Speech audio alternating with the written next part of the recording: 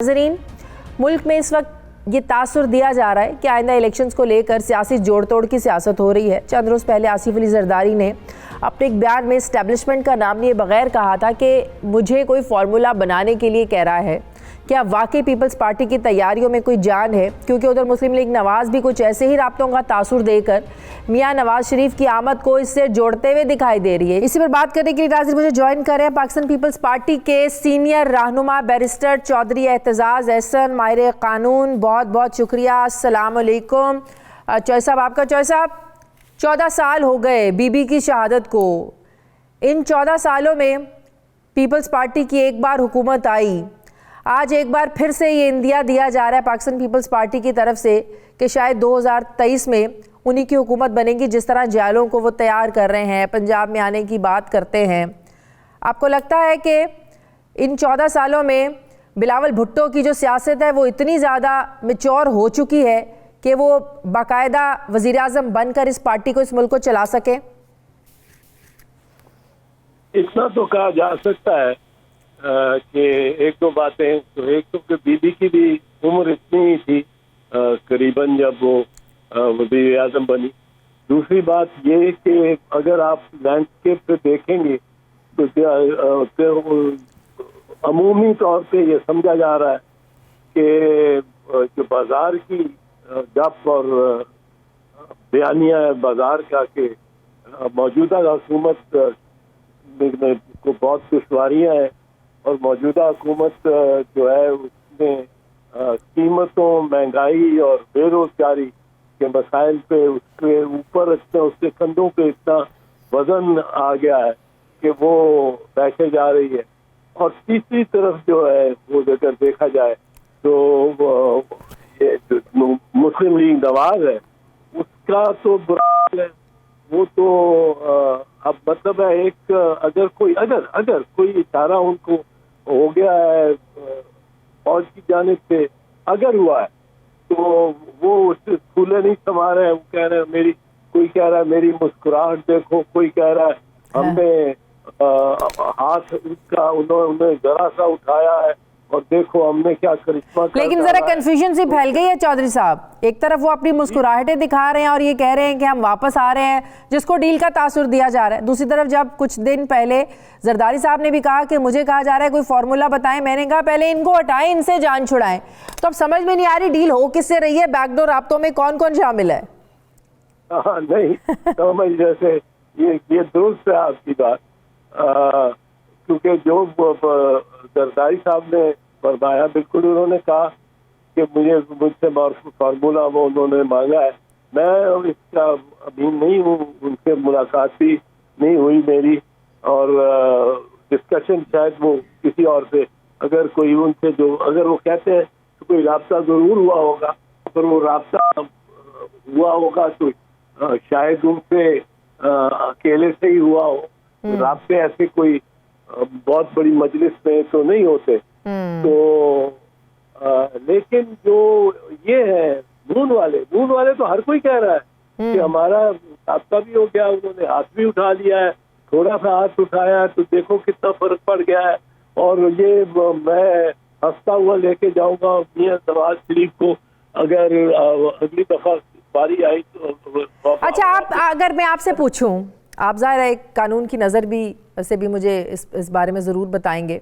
एक तरफ तो डील का इंदिया दे रहे हैं ना, लेकिन हुकूमत इसको जोड़ी है क्योंकि वो अपील में है, उनका वीज़ा रिजेक्ट हो चुका है, पहले भी अपील रिजेक्ट हो चुकी है। तो शायद वो ये तासुर देने के लिए कि बरतानिया वालों ने उन्हें निकाला नहीं है, मैं खुद सियासत के लिए यहाँ पर आ रहा हूँ, अपनी पार्टी के लिए आ रहा हूँ, अपने मुल्क के लिए आ रहा हूँ। तो इस चीज़ से बचने के लिए, इस शर्मिंदगी से बचने के लिए ढोल बजाया जा रहा है कि नवाज शरीफ वापस आ रहे हैं। ये मुमकिन है, ये ज्यादा मुमकिन बात है। मैं आपको एक चीज बता दूं, नवाज शरीफ और मुस्लिम लीग नवाज की तो सियासत ही यही रही है ना। वो पंजाबी में कहते हैं कि खब्बी वखा के सज्जी मारो, खब्बी वखा के सज्जी मारो, दिखा के और दाएं हाथ से मारो।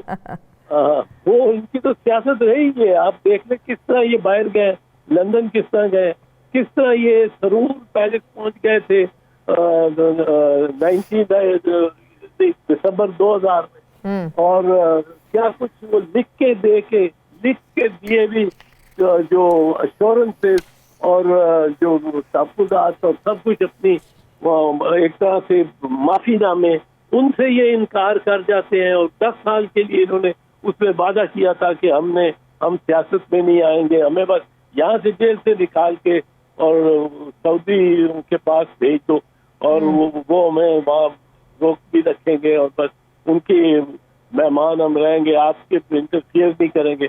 ये उन्होंने उसको मुशर्रफ को लिख के दिया हुआ था, उसके साथ उसमें दस्तखत किए हुए थे। तो ये तो चौधरी साहब, अगर वाकई कोई डील हो गई है तो वो फिर तो जेल नहीं जाएंगे, या जेल भी जाने के लिए वो तैयार होंगे? और अगर कोई डील हुई है वाकई तो शहबाज शरीफ साहब के तनाजुर में हुई है, क्योंकि जाहिर है चौथी बार ये कैसे वजीर आजम बनेंगे। दूसरा मरियम नवाज साहिबा का भी बयानिया सबके सामने। तो आपको लगता है ये डील शहबाज शरीफ के तनाजुर में हुई है? देखो, डील कोई नहीं हुई इनकी, अच्छा, ना कोई हो सकती है। अच्छा, नवाज शरीफ नायल है। ये डीलें ऐसे हो जाए कि मतलब है सीटियां आई नहीं हुआ, सबूत सारे भरे हुए हैं इनके खिलाफ, सीटियां अरबा रुपयों की, और वो इनके साथ ये डील हो जाए। फिर इनके साथ ये देखें, जो मुश्किल है कि एक चीज मैं बता दूं, डील अगर शहबाज शरीफ के पे होनी है तो वो तो भाई ने नहीं होने देनी। हाँ, भाई ने नहीं होने देनी, भतीजे ने नहीं होने देनी, भतीजी ने। वो किसने? भाई नहीं होने देगा या भतीजी नहीं होने देगी? दोनों नहीं होने देंगे। अच्छा, आप देखें, इनमें कोई इतना बरादरी का कोई नहीं है इनमें, वो भाईचारा। वो भाई जब आ रहा था बेटी को लेकर, गिरफ्तार हो रहा था एयरपोर्ट पे, तो दूसरा भाई जिसके पास 5-7 हजार बंदे भी थे, वो चेरिंग क्रॉस तक ही पहुंचा और वहीं तक ही वहीं तो फिरता रहा।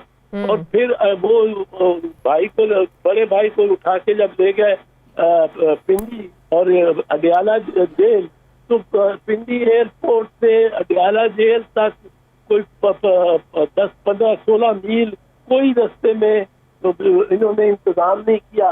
बड़े बड़े लीडर मुस्लिम लीग नवाज के इतने बड़े बड़े नाम है, कोई इंतजाम नहीं किया कि कहीं कोई क्राउड खड़ा हो, एक जगह ही खड़ा हो, वरना 20 जगह खड़ा होना चाहिए था, और उस गाड़ी को रोके। लेकिन फिर शहबाज शरीफ खुलकर सामने भी तो नहीं आते ना कहीं वो एक जो खानदानी एक हमारा निज़ाम है कि भाई ने भाई के खिलाफ खड़े नहीं होना, वो चीज़ तो अभी कायम है। खुलकर वो सामने भी तो नहीं आ रहे, खुलकर डील, जाहिर है अगर वो डील करना चाहे पीछे डील कर सकते हैं भाई को साइड पे करके। वो सामने किस तरह आए, उसके साथ कुछ नहीं है। अब मरियम के साथ है जो कुछ उनका सियासी असासा है। अच्छा, जो सियासी असासा है वो थोड़ा है, बहुत है। पंजाब की जीटी रोड ही है चाहे, और आप देख रहे हैं उनको भी, हमें भी शिकस्त हुई, हमें भी, हमारा भी परफॉर्मेंस अच्छी नहीं थी, पर इनकी तो हमारे से भी पूरी परफॉर्मेंस थी। ये अभी खैबर पख्तूनख्वा की लोकल बॉडीज की जो हुई है उसकी तरफ कोई नहीं देखता। लोग वहां से ये मतलब है किस तरह ये फारिग हुए हैं। तो अब पंजाब की ये जीटी रोड पे इनका बिल्कुल है असर रसूख है, और वो एक मतलब क्या आप कह रहे हैं कि अगर शहबाज शरीफ खुलकर सामने आ जाते हैं तो वो उनके लिए पॉलिटिकली नुकसान होगा, क्योंकि ज़ाहिर है पूरा सियासी असासा सब लोग नवाज शरीफ मरीम नवाज के साथ है, तो शहबाज शरीफ के हाथ कुछ नहीं आएगा, आप ये कह रहे हैं? मैं ये कह रहा हूँ, ये मैं आप देख ले किसी जलसे मरियम के किसी जलसे पे शहबाज शरीफ गए नहीं गए, और वो उन्होंने बड़ी दानिशमंदी से काम किया, क्योंकि वहाँ वर्कर ने, सारे वर्कर ने मरियम के आगे पीछे होना था और इनको खूनियां पड़ रही होनी थी, तो और देखे बगैर लोगों ने और 40 कैमरों ने दिखा रहा होना था ये सूरत-ए-हाल, तो इनका तो कुछ भी ना रहता। तो ये मरियम ने स्ट्रगल की है, जो भी किया है गलत किया है उसने। हुकूमत क्यों बौखलाई हुई है? क्यों ना हुकूमत क्यों बौखलाई हुई है? क्यों प्राइम मिनिस्टर साहब कह रहे हैं कि अगर एक मुजरिम को चौथी बार वजीर आजम बनाना है तो अडियाला के भी सारे दरवाजे खोल दें, फिर सब बाकियों का क्या कसूर है? बाकी सब जेलों के आप दरवाजे खोलें, तो इससे हुकूमत की परेशानी वाज़ेह होती है। चौधरी साहब, नहीं, ये तो मैं भी कहता हूँ, ये तो अगर ये मैं हुकूमत का कोई तरफदार नहीं, लेकिन ये तो मैं भी कहता हूँ कि अगर एक कन्विक्टेड बंदे को पहले आपने कभी, जिसकी मिसाल दुनिया में नहीं मिलती, कि एक आप कॉन्विक्ट को, मुजरिम को, वो गलत मुजरिम ठहराया गया होगा, पर एक मुजरिम को जब तक उसका फैसला हतमी अपील में नहीं हो जाता, आपने उसको मुल्क से बाहर जाने दिया। अदालत तो कोई अपने दायरा इख्तियार से अगर डिस्ट्रिक्ट जज है तो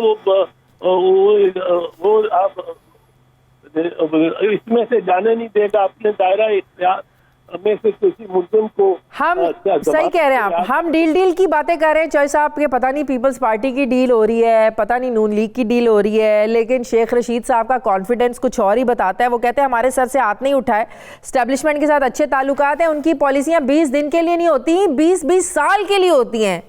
तो ये क्या वो इंदिया दे रहे हैं कि स्टैब्लिशमेंट हमारे साथ है, जब तक उनका हाथ हमारे सरों पर है हम नहीं हिल सकते, हमें कोई नहीं हिला सकता।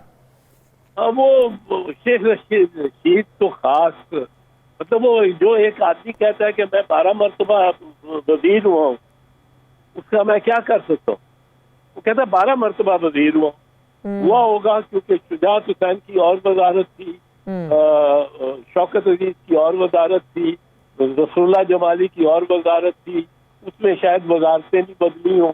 पर ये तो यूं लगता है जिसका कोई कहे कि जी मैं 12 मरतबा मैंने वफादारियां तब्दील की हैं। तो ये शेख साहब को तो कोई वो बस कह देते हैं, जो कुछ कहना सोचते बाद में भी होंगे।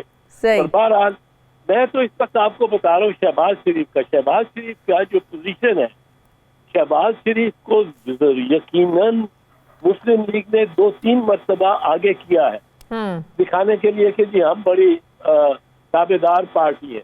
एक दफा शहबाज शरीफ को नॉमिनेट किया था, नामजद किया था मियां नवाज शरीफ ने सारी पार्लिमानी पार्टी के सामने उस हॉल में बैठे हुए, और खड़ा करा के उनको कहा था ये मेरी जिम्मेदारी, जब मैं डिस्क्वालीफाई हो गया तो ये आएंगे और प्राइम मिनिस्टर बनेंगे। और उन्होंने टोपी उतार के सारी से सलामी ली शहबाज शरीफ साहब ने, सबने तालियां बजाई, और 5 दिन बाद शाहिद खाकान अब्बासी बना दिया। कहा जाता है कि उस वक्त शाहिद खाकान अब्बासी ही इसके बड़ा अगेंस्ट थे, वो बड़ा खुलकर उसमें बोले थे कि भाई के बाद ये कहाँ लेके आए कि भाई नहीं बनना है, कोई और क्या पार्टी में किसी ने मेहनत नहीं की है या पार्टी के लिए किसी ने और कुर्बानियां नहीं दी हैं। तो ये शाहिद खाकान अब्बासी साहब ने बताया जाता है कि काफी ज्यादा इस पर इख्तलाफ किया था। पर ये शाहिद खाकान अब्बासी की मैं समझता हूँ उसकी मजाल नहीं है कि वो ये बात मरियम का अगर इंटरेस्ट हो और मरियम की ने शो किया हो और हतमी फैसला किया हो कि मैंने बनना है। अभी तो मरियम भी कह रही है ना कि बना देंगे, जो फैसला करें नवाज शरीफ साहब उसमें से हमें वो कबूल होगा, यानी अगर शहबाज शरीफ के हक में करेंगे। अभी तो ये पॉलिसी इनकी है ना कि शहबाज शरीफ को दिखाएं तो कि वो हमारा कार्ड है और हमारा वो लीडर और हमारी गवर्नमेंट को। ये बात तो बिल्कुल वही होगी ना, सज्जी दिखा के कभी मारो शहबाज शरीफ का, बताओ बनवा बाद किसी और को दो। बहुत बहुत शुक्रिया।